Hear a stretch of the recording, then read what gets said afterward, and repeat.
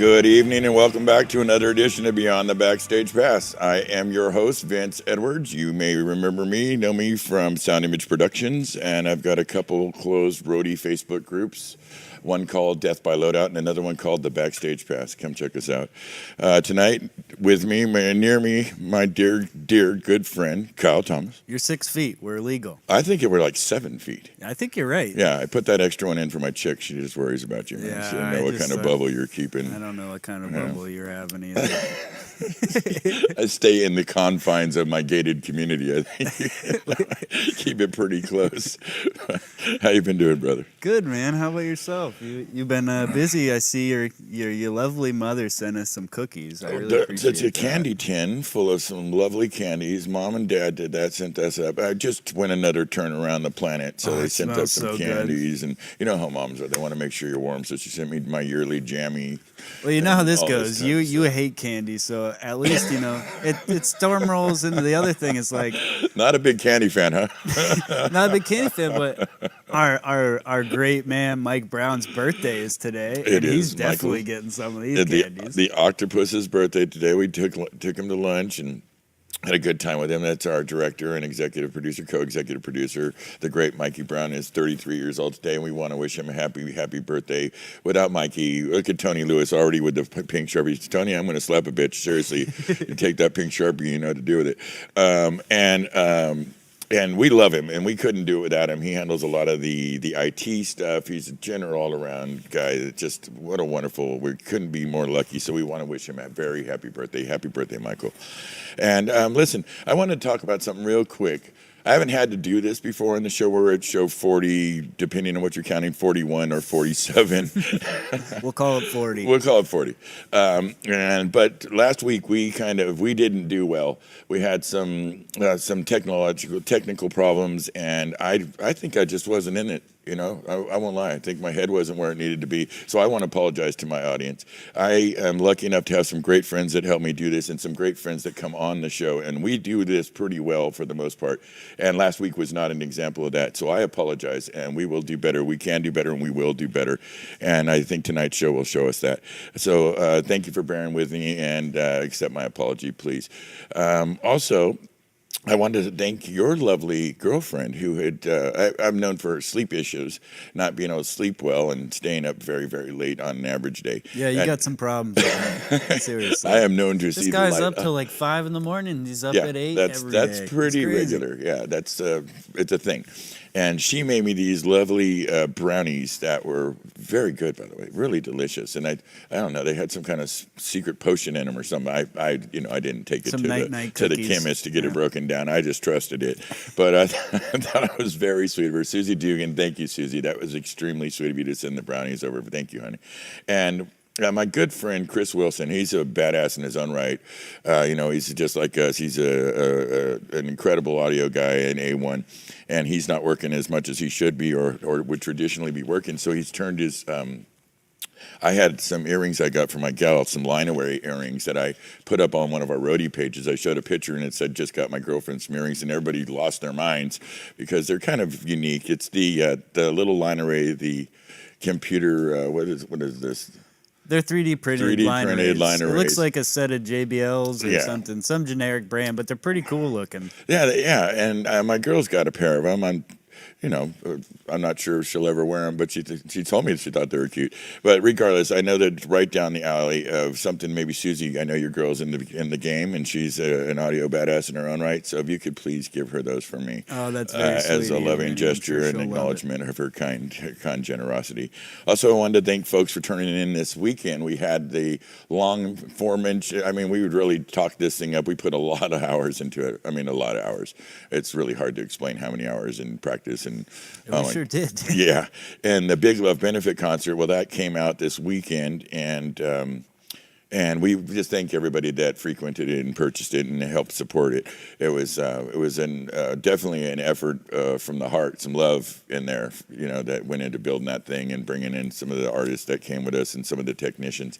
And I don't think it's going to be the last you hear about it. I think we're transferring maybe to looking at some Access TV or some other viewing options for you guys. So stick around and to hear a little bit more about what we're going to do with it. Well, that's really good to hear because I think it has maybe a little bit more leg to it. It might be able to do a little bit more, but it did pretty good. I was pretty taken with some of the interest that was shown in it and some of the money that was raised, which of course will benefit through Sweet Relief and Project Resiliency and Raven Drum Foundation. Sound folks, stagehands and production people. So this is pretty much people in our business that have been affected by the last 10 months of not working. So you can reach out to them if that's something that you need assistance. They might be able to help you out. Yeah, their forms for filling it out for aid are really easy. It's pretty basic. You just label what you've been doing, the companies you're associated with, and a little bit of a background of your knowledge base and stuff, and how much of a percentage really of your overall that you make every year is based in the entertainment industry. And if it meets a certain amount, you are qualified for whatever it ends up being for you. But it's definitely a great help. All right, Jorge Eduardo has sent us a reminder. What's that say, buddy? BLBC is still live until Saturday at 12 midnight. So the Big Glove benefit concert is tickets are still available to view it if you didn't get to on its original air date from, I guess, till this Sunday at midnight. Is that what he's saying? Yes. Yeah. Oh, great. Well, if you haven't got a chance to see it, I think you'd enjoy it a great deal. And it was exciting, good stuff, and it supports a really good cause and some people that would love it. Also, it looks like Jackie from Slow Fibers checked in. She's saying hi to Susie. And now you guys have some matching earrings. I really am lucky to have one of the best girlfriends on the planet. I know Jackie's the best. I love Susie too. So you guys got to meet and actually talk one day. We got to get them together. My girls, she's wonderful, and your girls are great, and I can't imagine that only going well. Perfect, good stuff. Listen, thanks for all the stuff you've been doing this week and kind of getting stuff on board. I know you had some things you wanted to talk about. Yeah. So. You remember Sammy, so we got a good buddy, Sam Hurley, good monitor engineer in the area. He also got these Sweet Strings packs together for me and Vinny to present to you guys. They're really quality strings. He goes by these Cryo Elite kind of technology. So this little kid is crafty, and if you're looking for some strings, you should check this out. A little kid. He's fucking badass. I mean, you think about anybody in their 20s. I'm very impressed with his creating, that he came up with that. It's incredible. So if you guys want some strings, some cryogenically treated strings, check out Sweet Strings. Very nice of you. We'll love, Sammy. We want you to succeed, and there's a great product. We don't talk about anything that we don't believe in here, so regardless of money or friendship, and those things are pretty cool. So right on. Good stuff. You good? Yeah, buddy. Fantastic. Looking forward to tonight. Oh, man. I'm excited to talk to this young lady. Tonight we got us a special guest. You guys, I'm always trying to reach out and interesting and exciting people.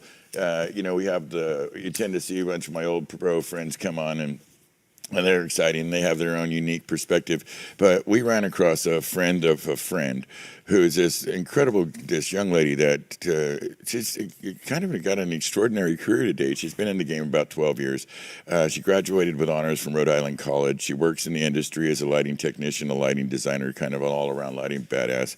About the past, a little over a decade, toured with such bands as Annie DeFranco, Heart, Pink, one of the best shows in rock and roll, by the way, Pink's lighting show, and the rest that Pink gets up to, incredible, amazing, wonderful woman.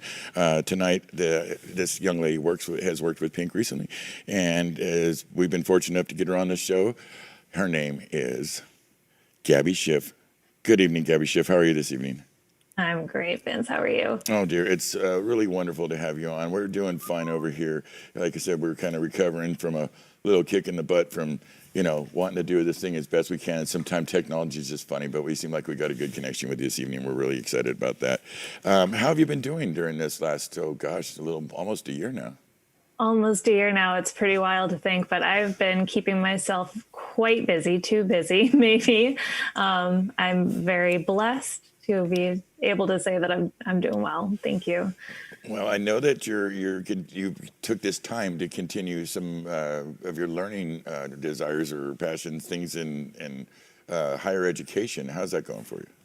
It's going well. So actually, once we kind of realized that it wasn't going to be just 6 weeks of heading home and waiting for our tours to pick back up, I realized I was going to have some time on my hands. And I was also realizing that we were going to have quite a journey ahead of us. So I actually decided to study clinical mental health counseling. In the meantime, I think it's something our industry could use a little bit more love on Sure. In general. And so I'm happy to be able to kind of dig into that and use this time for something at least productive. Do you plan on coming back to the industry when we get back to going? I would say probably in the next 4 to 6 months, something like that. What's your plans for the future? Well, I'm going to finish out this program because it's got all my money right now. But, we're going to see. I mean, I've definitely always played my life with a little bit of the no plan, kind of let the world around me steer my decisions, which has turned out pretty okay so far.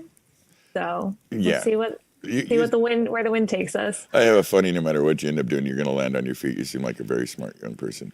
How did you end up getting in our business? What drove you towards, more specifically, how did you get up into our business in lighting specifically? Okay, I know we only have an hour, so this could literally be like If you could like a whole night in the bar, right? The elevator speech on that. Yeah, for sure. So I grew up in a very artistic family. My parents are both music educators, both musicians, singers. And so we grew up kind of familiar with the theater world. And I went off to undergrad to be an English major. And I got to my freshman orientation and looked at my English major classes. And I looked at my friends' theater major classes and I went, no, you're right. That looks way more fun. So I was really lucky at Rhode Island College. We had the opportunity to work in the Roadhouse that they had there. We had a really, really kind of a world-class performing arts series there. So we had the opportunity to work as stagehands while we were in undergrad, which is an amazing opportunity. And the reason I ended up doing lighting was because my brother did audio and he was already in that program. And he said, hey, quit it. You're dating my friends. You're up in my program. Like now you're gonna steal my job too. I was like, no, it's cool. You do audio. I'll do lighting. That's a thing, right? So by the time I graduated, I got hooked up with a local production company, and the gear was the same. The vocabulary was different, and that's history. That's how I ended up doing this. Oh man, they're lucky to have you. I mentioned that you've worked with quite a few artists, and it seemed like you've really hit the ground running. Working with Heart. Now, this is a band that we've had. I've had many guests on that have had very close relations with him. I've worked with him quite a bit, my brother and myself. Exciting band. How was your experience with Heart? It was amazing, and I think that my opportunity that I had to work with Heart was one of those kind of life-changing moments for me. I had been on a couple of smaller regional tours. I had been on a national tour and had not a great time. And then I had the opportunity to go out just on a regional run with Heart as a technician. And it was a moment where I realized that touring could be a family, and it could be a career, and it could be something that's artistic and fulfilling, and not just, waiting for your countdown timer to get you back to your home airport. Yeah. So having the opportunity to kind of cut my teeth with a band that's already legendary and already feels like a family was just a really amazing, incredible opportunity. They tend to really understand how, when you've done something for 40 years, you tend to get your head around it. And their crews, again, I have many friends that have worked in different positions with them. Excellent band, true professionals, and the crew is really above reproach. Royal Albert Hall. Now, what a venue. I know you did a live stream out of there with Heart. Man, when you discussed it with me, when we were talking initially, you said you did a throw and go. Tell me about that. Yeah. Okay. So I had spent some time working with another band. I left Heart to go work with the Waterboys for a year, which was incredible, and I got to see a lot of Europe and a lot of the UK and Australia for the first time as well. Okay. And when they asked me to come back to work with Heart as their lighting director instead of just as a substitute lighting director or as a technician, they asked me to come back and be their lighting director for this year with a big tour. But we started out with this little UK run, and the very first show of the run was a live DVD shoot at Royal Albert Hall. Wow, what a place. So, so we got over to the UK, super jet lagged, and there was already a gig in there the day before. So we did not have any time to tech our new rig live. We didn't have any time to load in early or program early. So we just had to roll in and go. And they wanted to do it with, we filmed with the Royal Philharmonic Orchestra as well. So they rehearsed during sound check, and I was very lucky to have an incredibly competent and flexible house LD that day who was right there with me running all of the, the house rig kind of in time with our concert rig. So it was a really, really intense day. And at the end of it, I just went, yeah, you could breathe again. Sure. No, that's well. Plus, you were putting it to DVD, so there's a couple pressures at play there, and it's the Royal Albert Hall. So some of the best live shows have been captured at that place, and it's just a phenomenon. It's absolutely beautiful. Switching over to Annie DeFranco, what a belter! I mean, just an incredible artist. That had to be a lot of fun. It was great. It was really, really good. That was one of the tours where they call you up and they say, we need an LD, but we don't really have a budget for a rig. So having the opportunity to kind of work with her music and her passion and her poetry. And the only thing we carried on that tour was a gobo that had her Rise Up logo for that tour.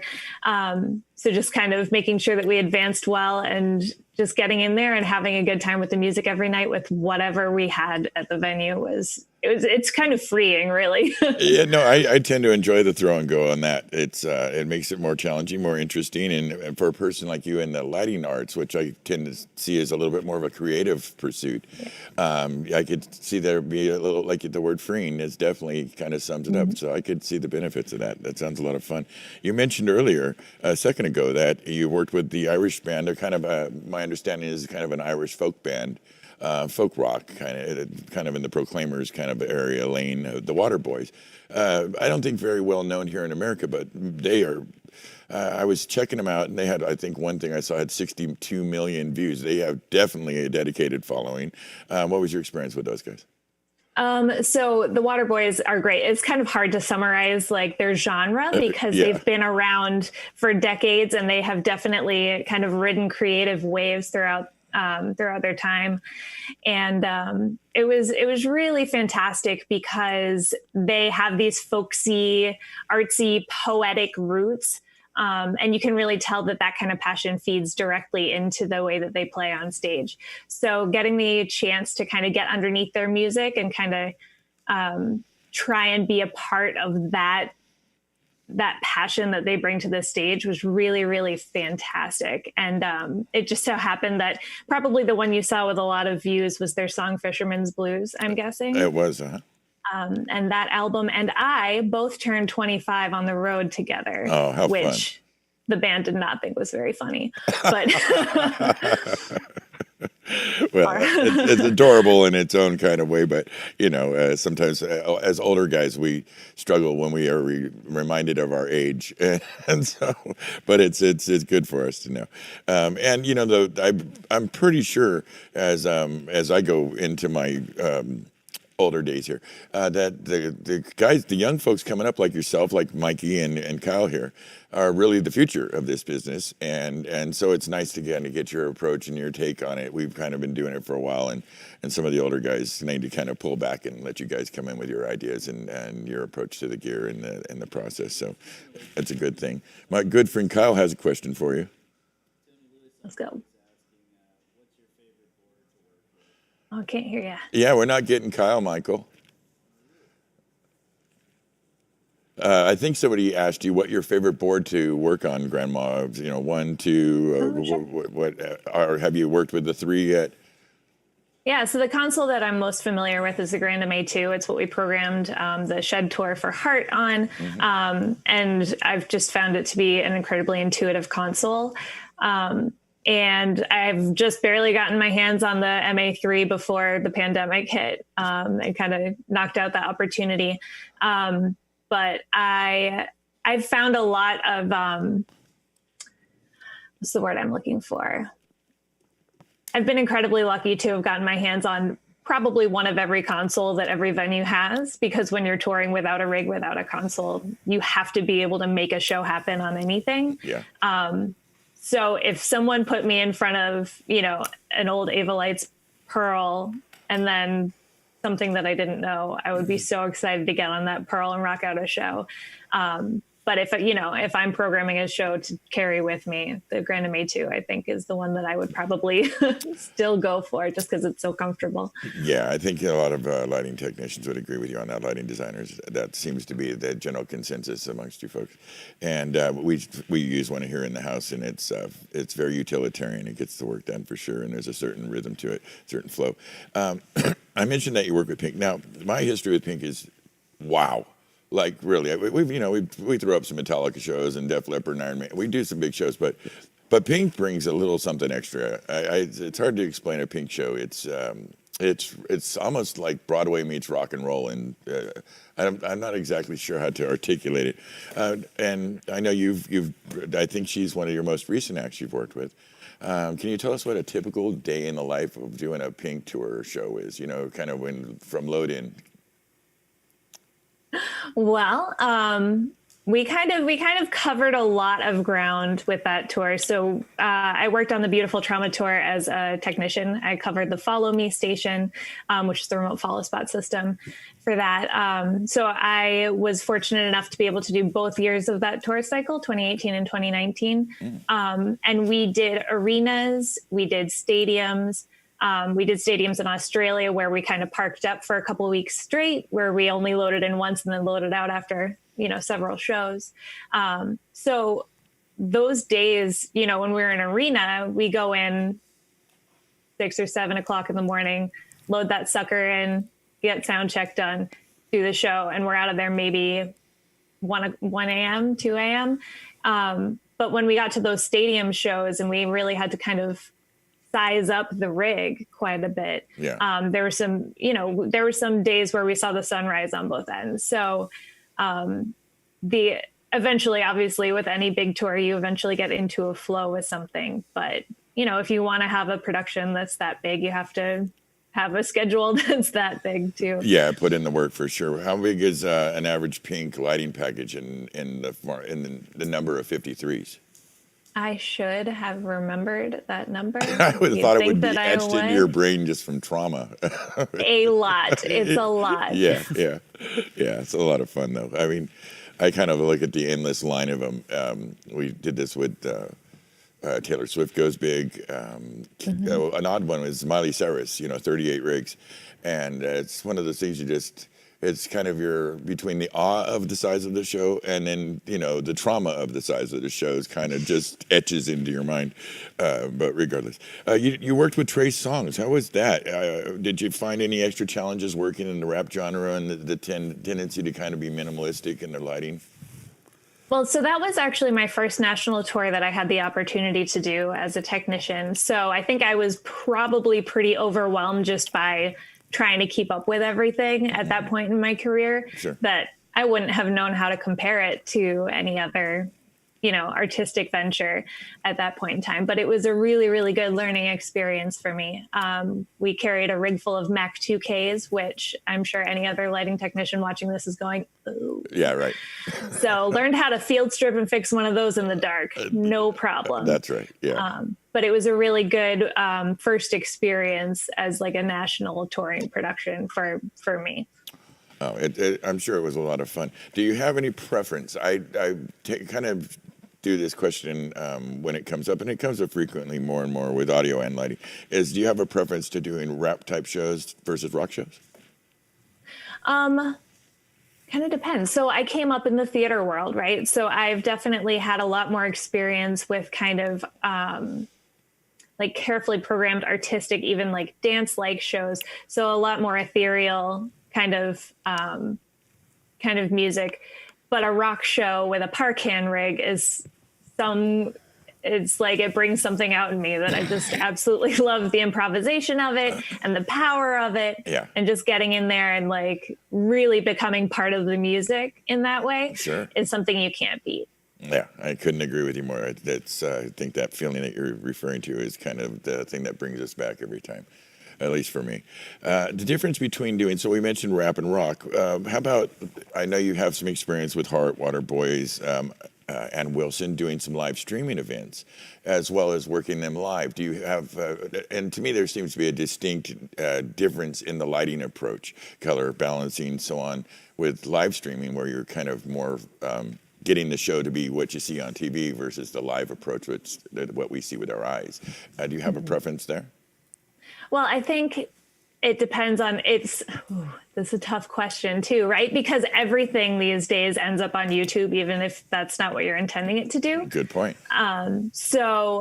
And I think that's something that a lot of lighting designers right now are being more conscientious of. Like, how is this going to look through a phone camera? And I think you guys as audio engineers and audio designers always get the notes from the artist like, oh, I saw this video on YouTube and it sounded awful. Right. It's like, well, that's just because you heard it through someone's phone, right? Yeah. But you still need to kind of be aware of like how your color mixing looks on camera. You need to be aware of if you're washing people out on camera, if your looks are symmetrical on camera, even if they're captured in the middle of a big ballyhoo or something. So, I mean, I always prefer to light for the live audience because that's where my eyeballs are at that time as well. But it definitely is, it's an important thing to remember when you're doing a live stream. How can you make it feel like a live show for everyone who's watching it on a screen as well? Well, I have to say that is probably the best answer I've had given to that question ever, because I couldn't agree with you more. We're transitioning, and a little bit forced transition, but you're not wrong. Before this all happened, that transition was in full effect. It was happening, but I think it's sped up some, and being more mindful of the fact that it kind of needs to be the best approach for both kind of formats, the live format, and of course its replay format is probably the best approach. So that was very interesting. Freelancing for the Boston Ballet. Now that is like the real deal. The Boston Ballet. How was that for you? Did you enjoy that? So that's a lot of shop work, which is great because you end up, it's funny because you end up with these like really fantastic professionals who just happen to have a day off. So a lot of folks in Boston who are in the film local and a lot of folks who work in our IATSE local as well, who just happen to be able to take these shop calls. So it's actually a really great time to kind of bounce ideas off of other people while you're just kind of building hang tapes and what. And, you know, it's my little way to feed my soul in terms of making sure that I keep a toe in the arts while I'm out on the road. It's not like I'm out there actually doing a lighting focus for the ballet, but I really love making sure that I'm staying involved in that side of the arts while I'm out. No, yeah, I could totally understand that. And so you're one of the. It sounds like you're cool with the side of it where, you know, like you mentioned, you know, field teching and stripping lights in the field as well as doing shop. So you're kind of comfortable in both worlds, as the show world and also, you know, making things happen and you know, problem solving on the fly. Yeah, well, and I mean, I think you probably also see this in audio, I'm guessing, where a lot of the technology, you have to make sure that you can tech it yourself. And I've worked with lighting directors who don't necessarily know the tech as well as we do, or I've been that lighting director who doesn't know the tech that I have my hands on. And it's really frustrating when you can't be a part of the solution. So I feel like it's my responsibility to kind of know as much as I can about the technology that I'm using to make sure that I can fix a problem if something arises, or if someday, I hope, I get to design something that's huge. I know what I'm putting people through with what I'm implementing as part of a design. That's Perfectly understandable. Yes, I like to think that as technicians, we are at our best when we can kind of put out fires as they happen and make things happen on the fly, as well as be able to then make the gear as it's working properly, you know, deploy it as it's supposed to be. And so, yeah, that's something I try to get the youngsters in the game to kind of appreciate that, how important that is. It's critically important, especially when you're touring. I would be remiss if I didn't mention that Kevin O'Brien said, "Hey, Gabi," from the North Jersey IATSE Sisters and Brothers at the MyoPAC Center in Morristown. So I miss those folks. I just wanted to make sure I did that for Kevin. Also, you worked with All Time Low. They're a very specific band. How was that for you? That was a fun one. That was just a quick little ripper of a gig. I ran out there as the solo tech for a little bit. And then my amazing, actually currently my roommate, my dear friend from East Coast Lighting came out and joined me after a few weeks to tech that with me for the LD Jeff Meeker, who is amazing. Yeah, very talented. Wonderful. And it was a really fun, like we were talking about kind of working with within different genres of touring. Working with All Time Low was another great genre to kind of dip a toe into because it came from these like great grassroots, like kind of punk lifestyle that you don't necessarily get to work with all the time. So we might have been playing some more challenging venues, but the spirit of everybody involved was so upbeat and so positive, and the fan base was so great that it was hard to feel dragged down at the end of the day when everyone else is just lifting you up. It was a lot of fun. That sounds great. Yeah, there seems to be a certain kind of sensibility in I would call them kind of a post or proto-punk band. And yeah, they're a lot of fun. And it kind of is the general vibe. You go out with Rancid or Suicidal or bands like that, and they have a kind of a stage presence. But what happens backstage tends to be much more family kind of brotherly thing in the modern era. When we came up in the early days.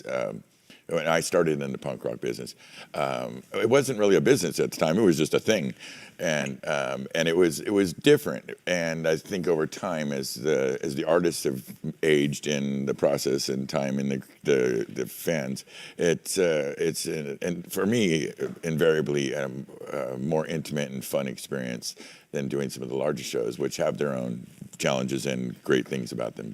But yeah, I can totally relate to that. In your experience to date, now you've worked with some great acts, some really fun bands. Do you have a favorite moment? A favorite moment? I mean, there are so many, right? And like for so many different reasons. Just there was, for example, on the Ani DeFranco tour, there was one evening where we had to do that drive from San Francisco to LA. And I'm sure everyone's kind of been in that moment where the tour manager says, all right, do we want to park up outside the gig in San Francisco and then drive into LA to get the hotels mid-morning, or do we want to drive straight there and hope they have rooms ready for us, right? So we're just hanging out, killing time outside the Fillmore in San Francisco. And it was just a really great night of hanging out and like good jams on the bus, great conversation. And it was one of those just moments where you're like, is this my life? Like if I told 16-year-old me that this is what I would be doing on like a Wednesday night, would that, and I think those are, it sounds like a very simple memory, but just being able to kind of close your eyes and remember those feelings and sitting in that moment, I think are some of the most valuable things that we get out of the road. Oh, that's a very sweet memory. And I know exactly what you're talking about. I think there's, once you kind of get into the grind of being on tour, that irrepressible kind of nomad quality that comes with it. And that if you embrace it, you can find moments when you need to pinch yourself and like, go, wow, this is what I get to do for a living, and feel pretty lucky. And I think we are lucky in that what we get to do. And as a result, I try not to share it too often because I don't think it's easily relatable, with the folks that aren't in the game. And so I'm glad that you've had that.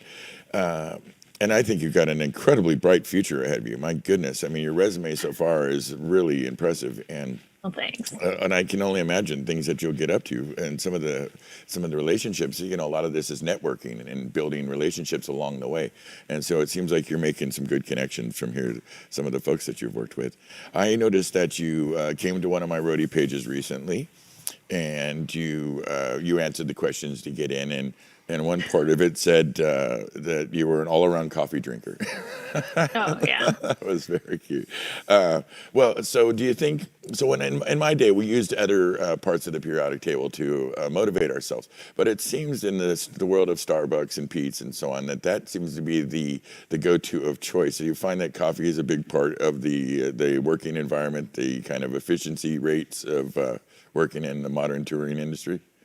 So I have definitely, faced my fears in terms of trying to cut back, right? Like, it becomes a default thing. I don't smoke cigarettes. So it became like, I'm going to go get a cup of coffee. Like, you all figure this out. I'm going to go get a cup of coffee, or I need a break from this cup of coffee. My hands are cold, cup of coffee.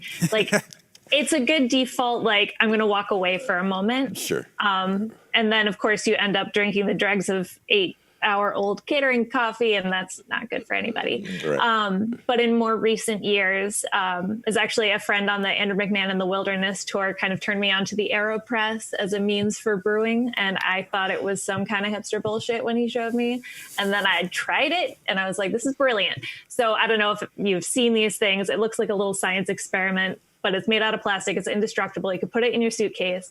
And having this little coffee ritual with me in my suitcase has become one of the most grounding rituals, just of like kind of centering myself on the road. It means that you can have a really good cup of coffee in any weird smelly hotel room, in any bus kitchenette, in any catering room. You can just make yourself this thing that kind of is consistent and is what you want to have in that moment. And I have found that to be absolutely priceless. Oh, that sounds like a really good, if you're listening out there, folks, that actually sounds like you're really dialing in the road experience to work for you.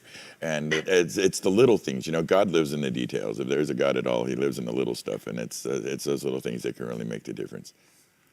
Hey, Tony Lewis chimed in and said, what's your favorite personal jam music? Oh, that's an interesting question. Man, okay.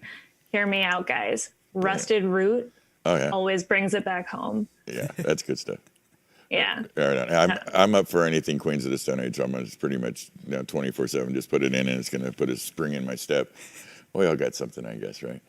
You gotta. Yeah, absolutely. Let me ask you. If somebody, a young person and an associate was coming to you and asking you advice, what they should do to become successful, to get into this business, would you give them advice? Would you advise them away from the industry? How would you proceed with something like that?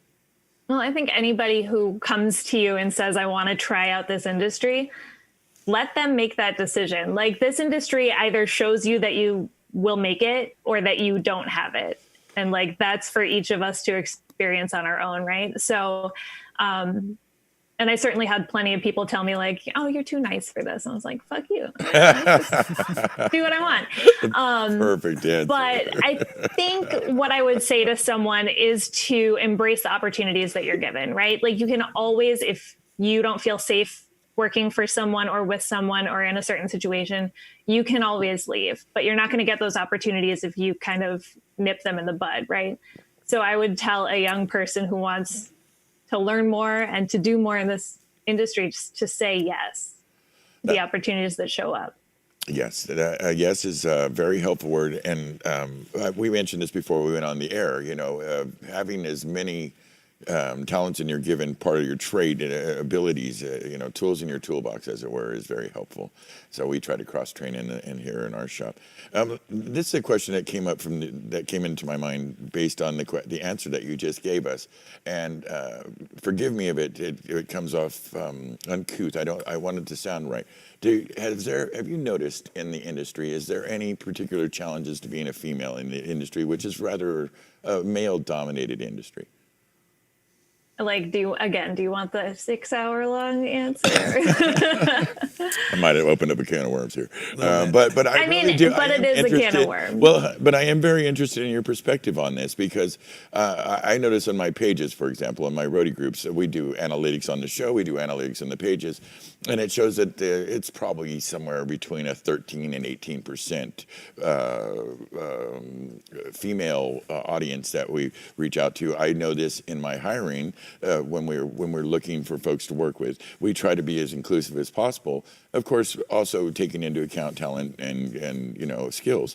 But there's when I'm looking for 10 people, there may be 2 females in that group, and that's just the working pool I have to work with. So is there something going on that we're doing or that we could be doing better as a bunch of knuckleheaded males in this industry to make it so that you felt like you can answer that question easily?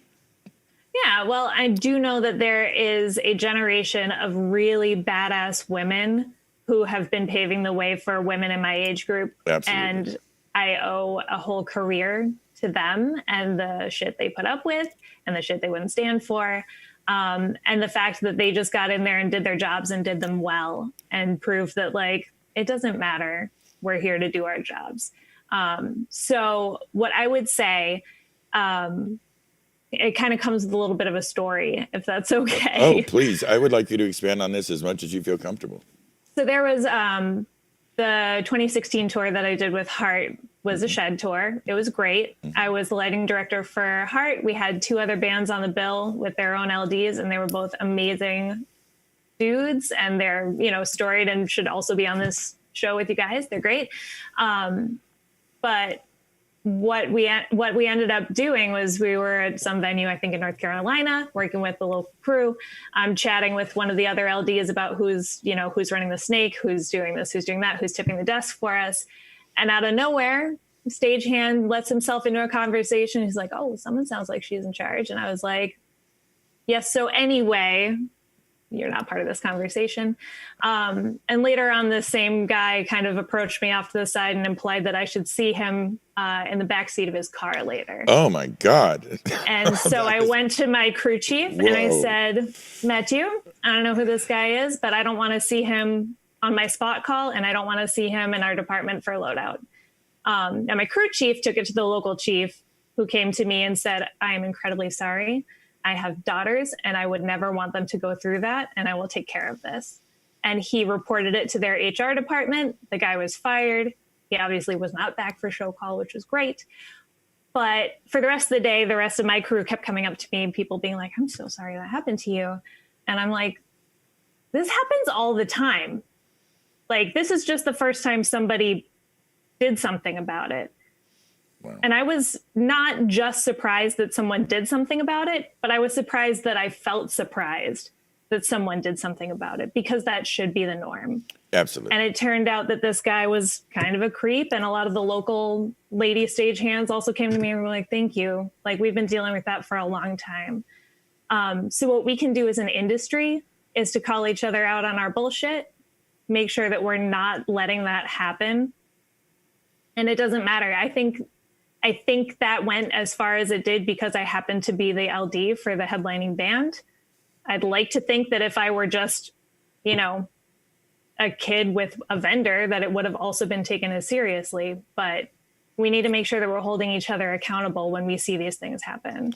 I personally will knock and you can kind of ask anybody that knows me, I will knock somebody straight the fuck out, excuse my language, in a moment like that. I wouldn't hesitate twice. And that's probably the inappropriate way to, but I absolutely have a daughter and a mother and sisters and a woman I love. And that is absolutely inappropriate. Our comm lines over here and our comments are firing off like crazy. The comments like girl power, we need more females in the game, so on and so forth. I think we can all easily, happily agree that that is absolutely unacceptable, and good for you for sticking up for what's right and for women in general. And, you know, there's always going to be knuckleheads out there. And because we're a little testosterone heavy in the game, that needs to be sorted. And luckily, the evolution of the mind, I've watched it happen over the last 30 years. It's happened to me, frankly. I was much more narrow-minded knucklehead in the 80s. Not as much about women, but in other ways, kind of punk rock ways that needed to be kind of sorted out over time and with age and, you know, growing with a little grace. And I feel like that's happening in our industry, but we're not there yet for sure, and your experience proves that. So I can assure you that here at Sound Image, we are extraordinarily mindful of how that employees in general, regardless of gender, interact with each other. It's critically important to having a kind of a harmonious way to run business and to legally create a safe space for everybody. And that goes without saying it. Now, of course, roadies. With that said, we're knuckleheads. We kind of have a little bit. Sense of humor that can be a little bit colorful.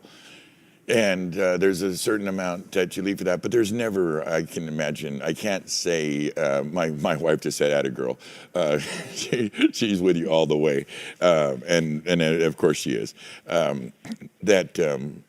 Although we might tell some colorful jokes and occasionally speak fluent French, it's never allowed to go into a place of, where it's a gender specific and or lifestyle specific. These are unacceptable places to, people that deal with artists like we do. I'd like to think we're a little bit more open mind and a little more evolved thought than some of our counterparts in the civilian life.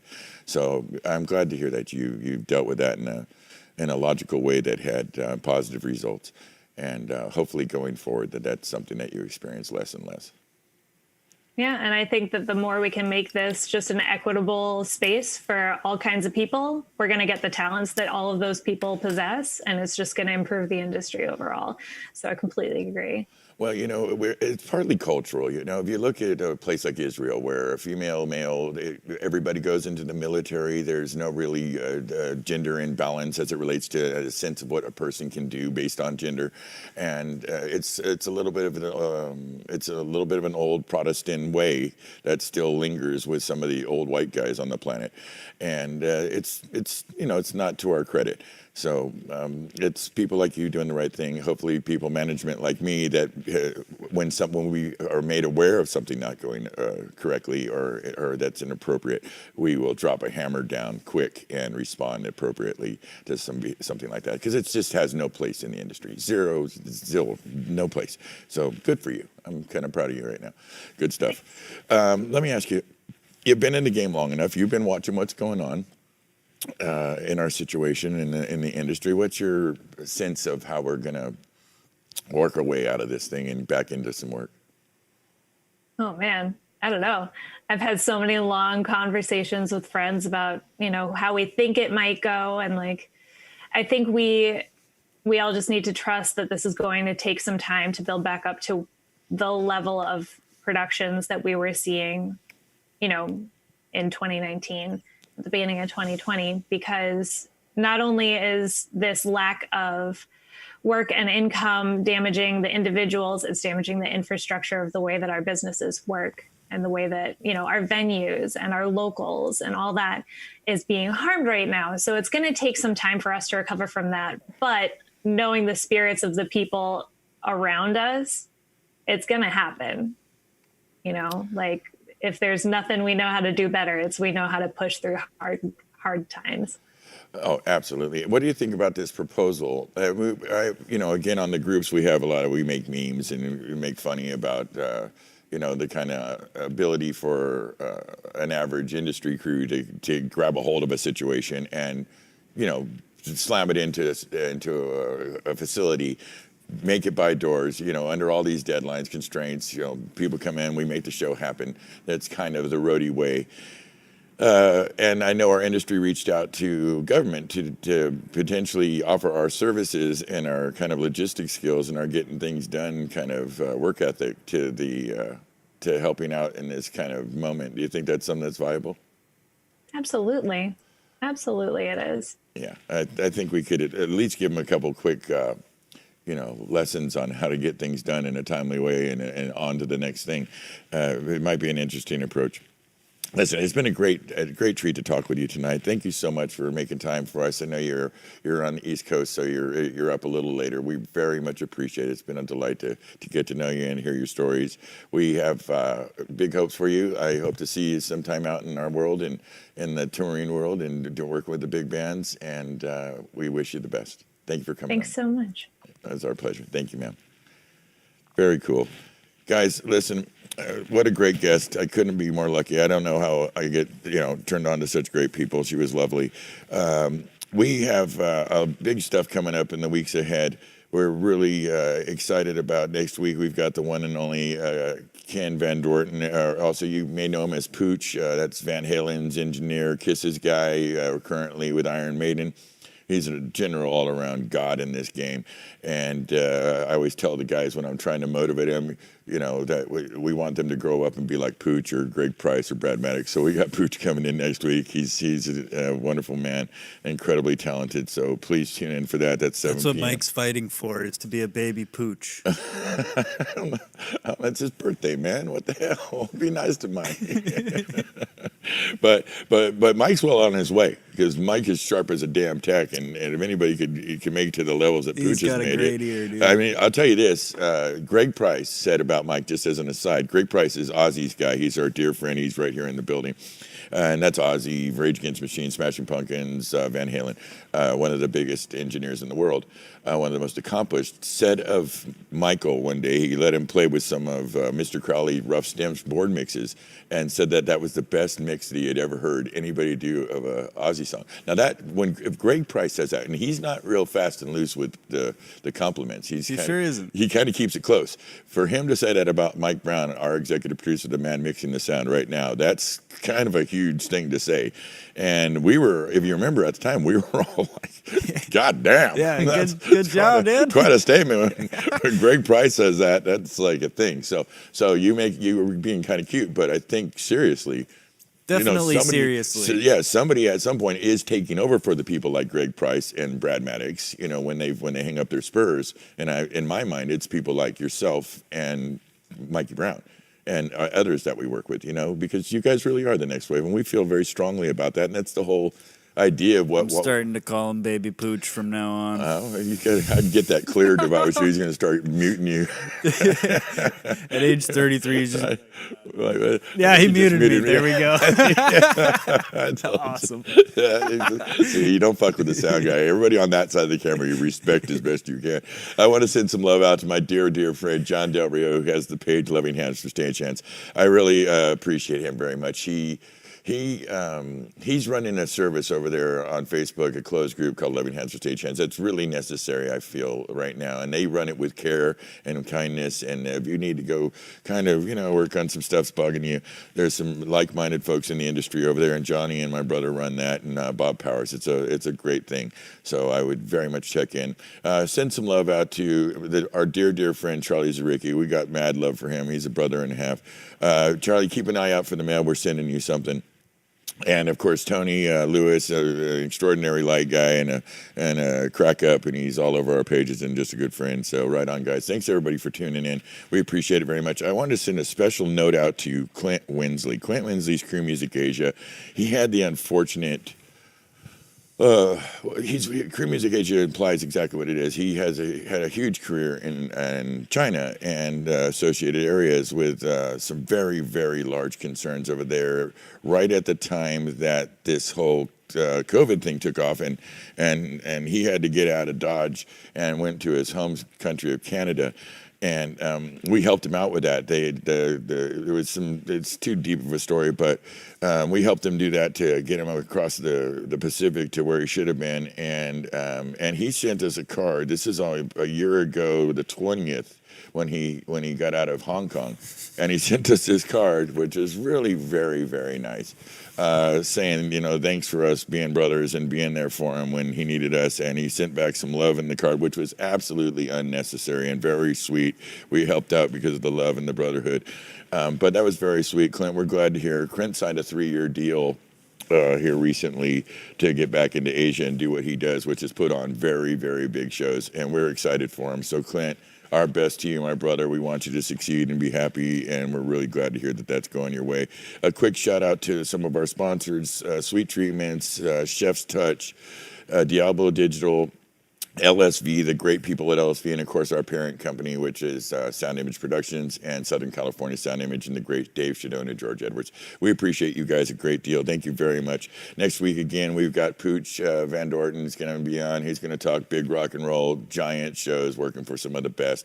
I suggest you tune in. It will be a great show. Until then, if you like what you see, we're here on YouTube, Facebook Live, and Twitch. Mark, subscribe. We'd appreciate it. Keep an eye out for some merchandising opportunities coming up. We love you guys. Take very good care of yourselves. Be kind to each other. Good night.